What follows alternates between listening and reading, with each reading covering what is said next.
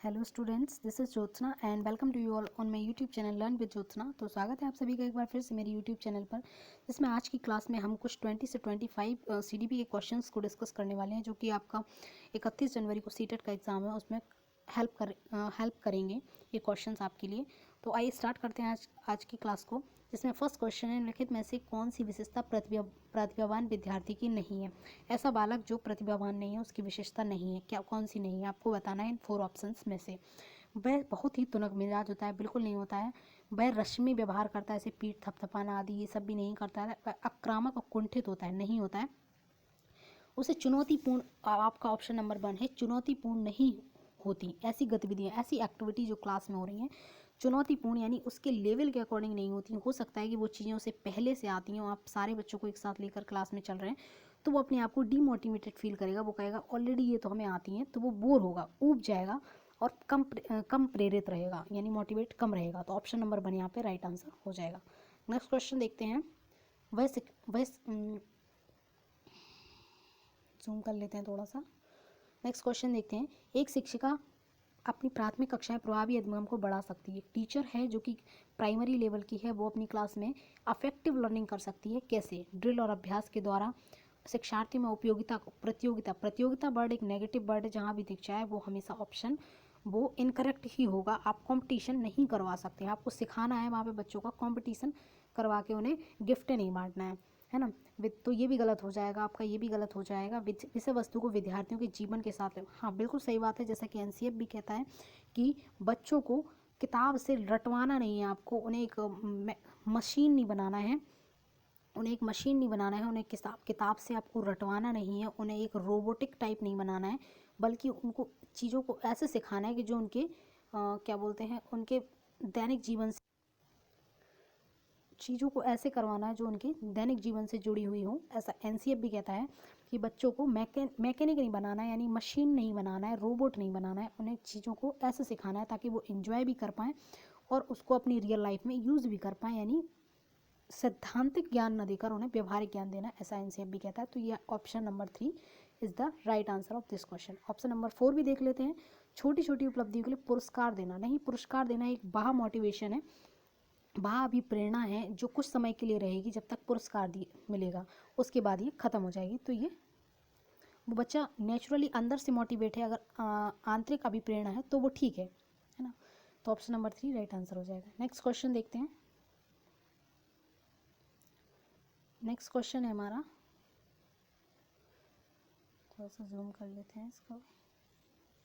हाँ जी, next question है, अपनी कक्षा की व्यक्तिगत विभिन्नताओं यानी इंडिविजुअल डिफरेंसेस हैं, उनसे निपटने के लिए शिक्षक को चाहिए, टीचर को क्या करना चाहिए कि वो इंडिविजुअल डिफरेंसेस है जो बच्चों के, यानी 32 बच्चे बैठे हैं, तो 32 प्रकार की उनकी आवश्यकताएं हैं, 32 प्रकार की उनकी रुचियां हैं, 32 प्रकार की उनके भिन्न भिन्न प्रकार की उनकी योग्यताएं हैं, उनकी क्षमताएं भी अलग अलग हैं, बौद्धिक लेवल पर भी एक दूसरे से वो भिन्न है, शारीरिक क्षमता के लेवल पर भी एक दूसरे से भिन्न है, कहीं ना कहीं वो सामाजिक लेवल पर भी एक दूसरे से कह सकते हैं वो भिन्न है, और उनका मस्तिष्क यानी ब्रेन भी, दिमाग भी भिन्न भिन्न है, बुद्धि भी उनकी भिन्न भिन्न है। तो उनसे कैसे हम उसको मैनेज कर पाएंगे। इंक्लूसिव क्लास की यहाँ पे बात हो रही है। बच्चों को अपने अंकों के आधार पर नहीं, आप बच्चों को अलग नहीं कर सकते हैं, क्योंकि बात हो रही है यहाँ पे इंक्लूसिव एजुकेशन की, तो आप बच्चों को अलग नहीं कर सकते हैं, ये एक नेगेटिव वर्ड है। दूसरा है, बच्चों से बातचीत करें, उनके दृष्टिकोण को महत्व दें। बिल्कुल सही है, कहीं ना कहीं ये आपका चाइल्ड सेंटर्ड एजुकेशन को प्रमोट कर रहा है, जो कि मनोविज्ञान की एक बहुत बड़ी देन है कि बच्चे की आवश्यकताओं को केंद्र में रखिए, बच्चों की रुचियों को केंद्र में रखिए। टीचर कुछ नहीं है, टीचर एक फैसिलिटेटर है। टीचर कभी भी तानाशाह नहीं हो सकता। टीचर की रुचियों को, आवश्यकताओं को और योग्यताओं को केंद्र में रखने का कोई मतलब नहीं है, क्योंकि सीखना तो बच्चे को है। सारा सिस्टम बच्चे के लिए बनाया जाए, ना कि बच्चा सिस्टम के लिए बनाया जाए। तो ऑप्शन नंबर 2 यहाँ पर राइट आंसर है। फिर भी हम लोग नेक्स्ट और ऑप्शंस को भी देख लेते हैं। विद्यार्थियों के लिए कठोर नियमों को लागू करना, बिल्कुल नहीं। कठोर नियम आप क्यों बनाएंगे सिस्टम में? अगर आप बच्चे के लिए नियम बना रहे हैं, नियम ऐसे बनाइए जो बच्चों के लिए आवश्यकता है, जो बच्चों के लिए रिलायबल हैं, है ना। शिक्षक और आकलन के समान और मानक तरीके हों। शिक्षण और आकलन के समान तरीके कैसे हो सकते हैं? ये भी ऑप्शन आपका गलत है। नेक्स्ट क्वेश्चन है, आकलन उद्देश्यपूर्ण होता है। आकलन कैसे उद्देश्यपूर्ण होता है, आपको ये बताना है। यदि इसमें विद्यार्थियों और शिक्षकों को प्रतिपुष्टि फीडबैक प्राप्त हो, यानी आपका जो असेसमेंट है वो कैसे आपका अफेक्टिव होगा, उद्देश्यपूर्ण यानी अच्छा होगा, मतलब कैसे सही होगा। जैसे आपके उपदेश आपने जो निर्धारित कर रखे हैं टीचिंग के पहले, तो आप उन्हें कैसे अचीव कर पाए हैं उसका पता लगाना है। विद्यार्थी की शिक्षण को प्रतिपुष्टि यानी फीडबैक देना कि भाई जो हमने पढ़ाया उसके बाद हमने एक फीडबैक लिया कि ये बच्चा सीख पाया है ना, बाद में आकलन किया, असेसमेंट किया, तो फिर हमने ये पता कर पाया कि बच्चा इतना इस चीज़ को समझ पाए, सीख पाए, अपनी समझ बना पाए, ज्ञान का निर्माण कर पाए। एक यह केवल एक वर्ष में एक बार नहीं, एक वर्ष में अगर एक बार होगा तो वह आपका वार्षिक वार्षिक परीक्षा होगी, जिसको हम लोग समेटिव असेसमेंट के अंतर्गत रखते हैं। तो ये नहीं हो सकता आपका। विद्यार्थियों की उपलब्धियों में अंतर करने के लिए अंतर आप नहीं कर सकते हैं, बच्चों को लेवल नहीं कर सकते हैं आप, बच्चों को उनमें अंतर नहीं कर सकते हैं कि भाई तू तो गधा है और वो वाला बच्चा बहुत होशियार है, इससे बच्चों में हीन भावना पैदा होगी, ये सब आप नहीं कर सकते हैं। तुलनात्मक अंतर ये बिल्कुल नेगेटिव पॉइंट है आपके लिए। इनमें से विद्यार्थियों में भय और तनाव आप देने वाले होते कौन है भाई? आप बच्चों को पढ़ाने के लिए, उनको सिखाने के लिए बैठे हैं, उन्हें सुविधा प्रदाता हैं, आप शिक्षक हैं, आप उन्हें भय और तनाव भरेंगे तो आप कहीं ना कहीं शिक्षा थोड़ी दे रहे हैं, उन्हें स्ट्रेस्ड कर रहे हैं। तो ऑप्शन नंबर 1 यहाँ पे राइट आंसर हो जाएगा कि उन्हें फीडबैक लेते रहें, हम आकलन करते रहें और फीडबैक लेते रहें कि भाई जो हमने सिखाया बच्चे सीख पाए, अपनी समझ बना पाए या नहीं बना पाए। ऑप्शन नंबर 1 राइट आंसर हो जाएगा। नेक्स्ट क्वेश्चन है हमारा, लिंग है यानी जेंडर क्या है? सामाजिक शारीरिक संरचना नहीं, शारीरिक संरचना नहीं है जेंडर, जेंडर शारीरिक संरचना नहीं है। सहज गुण तो ये हो ही नहीं सकता। जैविक सत्ता, जीवों की सत्ता भी नहीं हो सकती है। ये एक सामाजिक संरचना है, यानी समाज ने ऐसा बनाया है कि ये लड़का है तो ये बाहर घूमेगा, खाएगा, पिएगा, एंजॉय करेगा, इसको पॉकेट मनी की आवश्यकता है। कहीं वो दूसरी जगह वो लड़की है तो उसको घर के काम में, रसोई के काम अच्छे से आना चाहिए और उसे पढ़ लिख के क्या करना है, उसे तो अंत में रसोई ही संभालना है। तो ये एक सामाजिक संरचना है। समाज ने लड़कियों को भिन्न भिन्न बना के रखा है। कोई भी शिक्षा नहीं कहती है कि लड़का अलग है और लड़की अलग है, जबकि सरकार ने भी सभी को समान अवसर बढ़ने के दिए हैं, कह सकते हैं हम, प्रोग्रेस करने के लिए समान अवसर दिए हैं, ताकि हमारे जो देश की आधी आबादी है महिला शक्ति जिसको हम कह सकते हैं वो वेस्ट न जाए, है ना। तो ये एक बात हुई। ऑप्शन नंबर 3 यहाँ पे राइट आंसर हो जाएगा। नेक्स्ट क्वेश्चन है हमारा, नेक्स्ट क्वेश्चन है जी, लेव वाइगोत्स्की के समाज संरचना सिद्धांत में, यानी इन्होंने कुछ एक सोशल कंस्ट्रक्टिविज्म का, मैंने आपसे पहले ही बोला है, जो प्याजे हैं जो वो एनवायरनमेंट से एक्सप्लोर करने की बात करते हैं कि बच्चा ज्ञान का निर्माण कैसे करता है। बच्चा ज्ञान का निर्माण करता है अपने एनवायरनमेंट से सीखता है, वह ज्ञान का सक्रिय निर्माता है, यानी कह सकते हैं एक्टिव एक्सप्लोरर है ना। वो खुद ज्ञान का निर्माण कर सकता है, उसे किसी की गाइडेंस की ज़रूरत नहीं है, उसे सिखाने की ज़रूरत नहीं है, उसे आप छोड़ दीजिए, वो खुद ही ज्ञान का निर्माता है। लिटिल साइंटिस्ट है चिल्ड्रन, ऐसा प्याजे कहते हैं। बट वहीं उन्हीं के अपोजिट में वाइगोत्स्की जो, वो भी कंस्ट्रक्टिविज्म से है, वाइगोत्स्की भी और प्याजे भी। बट वाइगोत्स्की यहाँ पे बोलते हैं कि बच्चा समाज से सीखता है, यानी बच्चा क्या करता है, बच्चा जैसे ही समाज के संपर्क में आएगा तो वो चीज़ों को सीखने लग जाएगा और नई नई चीज़ें वो जानने लग जाएगा। इसके पहले वो कुछ भी नहीं जानता था। जैसे ही वो उसका जन्म हुआ समाज में, जब उसने किसी को सुना कि भाई ये पानी को पानी बोलते हैं ये लोग, तो वो भी कहने लग जाएगा कि हाँ भाई ये पानी है, क्योंकि उसने इसके पहले वो पानी को नहीं जानता था। और जब किसी से उसने ये वर्ड कहते हुए सुना कि भाई पानी दे दो मुझे, या फिर मुझे एक ग्लास पानी देना, तो उसने ये समझ लिया कि भाई इस पर्टिकुलर चीज़ को ये लोग पानी बोलते हैं, तो वो भी उसे प्रोनाउंस करने लग जाएगा, यानी वो सीखने लग जाएगा ऐसे ऐसे करके चीज़ों को। तो कहीं ना कहीं क्या बोलते हैं वाइगोत्स्की कि समाज से बच्चा इंटरेक्ट करके सीखता है, ऐसी समाज के संपर्क में आता है तो बच्चा सीख जाता है। दृढ़ विश्वास रखने वाले, वाइगोत्स्की के समान संरचना सिद्धांत यानी सोशल कंस्ट्रक्टिविस्ट थ्योरी है इनकी।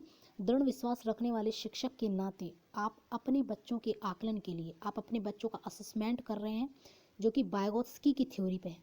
वाइगोत्स्की की थ्योरी के अनुसार आप अपने बच्चे का आकलन कर रहे हैं, असेसमेंट कर रहे हैं, तो आप किस विधि को स्वीकारेंगे, यानी वाइगोत्स्की ने किस चीज़ को ज़्यादा इंपॉर्टेंस दिया है।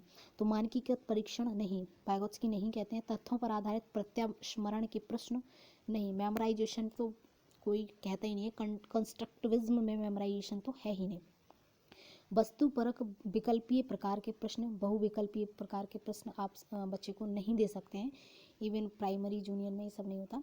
तो प्रोजेक्ट मेथड से मतलब है यहाँ पे बच्चे समूह में काम करेंगे, सहयोगी प्रोजेक्ट, बच्चे समूह में काम करेंगे, ग्रुप में काम करेंगे, अपने पीयर्स के साथ, सहपाठियों के साथ क्रिया करेंगे, तो एक दूसरे से वो चीज़ों को सीख पाएंगे। तो यहाँ पे ऑप्शन नंबर 4 आपका जो है राइट आंसर हो जाएगा। नेक्स्ट क्वेश्चन हम लोग देखते हैं। लेव वाइगोत्स्की के अनुसार संज्ञानात्मक विकास का मूल कारण है, यानी कॉग्निटिव डेवलपमेंट का मूल कारण क्या है। तो मैंने आपको अभी पहले क्वेश्चन में बताया कि बच्चा समाज के साथ अन्योन्य क्रिया यानी सोशल इंटरेक्शन बच्चा कैसे सीखता है, उसका संज्ञानात्मक यानी मानसिक विकास कैसे होता है। संज्ञान यानी दिमाग से जुड़ी हुई चीज़ें, उसके दिमाग से चिंतन, सोच करना, एब्स्ट्रैक्ट थिंकिंग लाना, थॉट्स क्रिएट होना, ये सब चीज़ें है ना। तो अमूर्त चिंतन, ये सब क्या आ जाएगा, उसका दिमाग की क्रियाएं ये किससे होगी, वाइगोत्स्की के अकॉर्डिंग समाज से होंगी। इस मानसिक प्रारूप स्कीमा यानी पॉकेट ऑफ इंफॉर्मेशन, इसकी बात और समायोजन की बात प्याजे करते हैं। उद्दीपक और अनुक्रिया की बात तो व्यवहारवादी करते हैं, जैसे आपके थॉर्नडाइक हुए, स्किनर हुए, ये सब बात करते हैं।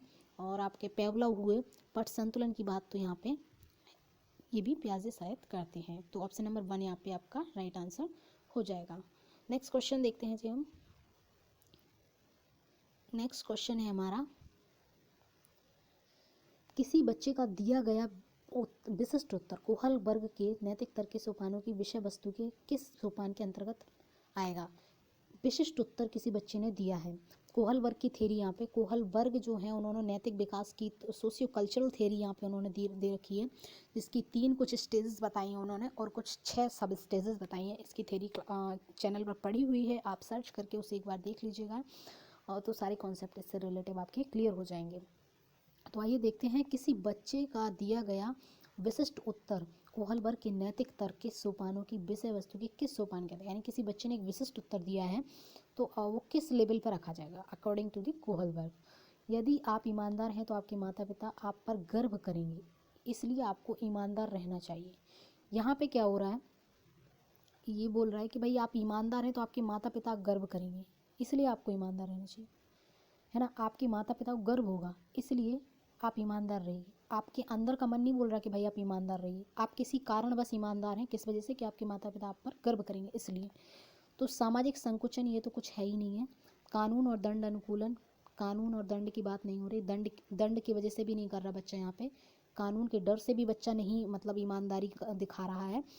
अच्छी लड़की अच्छा लड़का, गुड बॉय गुड गर्ल, यानी कि कहीं ना कहीं उसे क्या मिलेगा यहाँ पे, भाई वो ईमानदारी दिखाएगा तो उसके माता पिता को गर्व होगा, भाई मेरा बच्चा बहुत अच्छा है, गुड गर्ल है मेरा गुड बॉय है, बहुत अच्छा बच्चा है, वेरी गुड बेटा आप इतना अच्छा करते हो। तो ये कहीं ना कहीं उसे अप्रिशिएशन मिल रहा है, बस उस वजह से ये सब वो कर रहा है, उसका मन नहीं कह रहा कि भाई मुझे ईमानदार रहना चाहिए।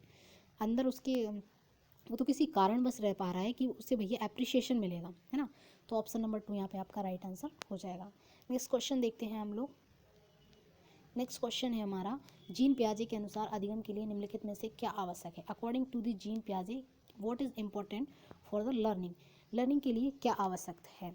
तो आपको बताना है वयस्कों के व्यवहार का अवलोकन, नहीं अवलोकन की बात करते हैं अल्बर्ट वेंडुरा, जिनकी थ्योरी में इन्होंने प्रेक्षणात्मक अधिगम की बात की हुई है, यानी बच्चा देख कर सीखता है, बच्चा एक दूसरे का कह सकते हैं एक दूसरे के चीज़ों को देखेगा, नकल करके सीखता है कुल मिला के ना। ईश्वरीय न्याय, ईश्वर की बात कोई नहीं करते हैं प्याजे। शिक्षकों द्वारा माता पुनर्बलन की बात सिर्फ व्यवहारवादी कहते हैं, जैसे मैंने आपको प्रीवियस क्वेश्चन में बताया, स्किनर हुए आपके, थॉर्नडाइक हुए आपके, पेपला हुए, ये आपकी पुनर्बलन की बात करते हैं, यानी रीइंफोर्समेंट एक्सेट्रा की बात। शिक्षार्थी के द्वारा पर्यावरण की सक्रिय खोज, मैंने क्या कहा था, बच्चे सक्रिय यानी एक्टिव एक्सप्लोरर हैं, ये वर्ड आपके लिए बहुत ही पॉजिटिव है प्याजे की थ्योरी के लिए। बच्चे सक्रिय निर्माता हैं, उन्हें आप छोड़ दीजिए, वो वातावरण से एनवायरनमेंट से सब कुछ सीख लेंगे, ज्ञान का निर्माण खुद कर लेंगे, आपको उन्हें पढ़ाने की ज़्यादा ज़रूरत नहीं है। तो बच्चे क्या हैं, खुद ही लिटिल साइंटिस्ट हैं। तो खोज की बात यहाँ पे प्याजे आपका करते हैं। नेक्स्ट क्वेश्चन है हमारा,